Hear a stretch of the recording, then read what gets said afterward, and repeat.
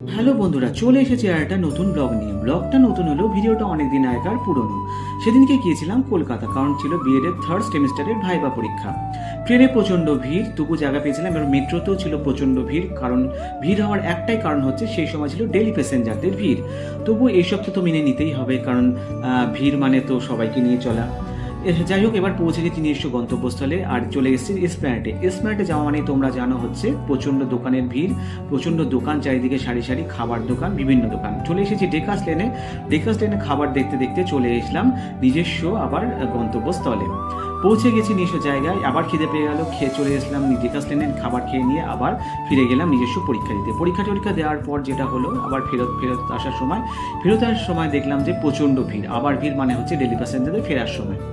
এরপর যেটা হলো সেটা হচ্ছে এগিয়ে চলেছি, কিন্তু যেটা প্রবলেম হলো যে এসকেলেটারে খারাপ হয়ে গেল, হেঁটে হেঁটে আবার নিচে নামলাম। এরপর ট্রেনে করে চলে এলাম শিয়ালদা আবার ভিড় ঠেলতে ঠেলতে আবার এগিয়ে চলা, দৌড়ে দৌড়ে ট্রেন ধরলাম, ট্রেনে জায়গা পেয়ে গেলাম। যাই হোক, একটা ব্যস্ততম দিন ছিল সেদিনকে, যাক মনে রাখার মতো।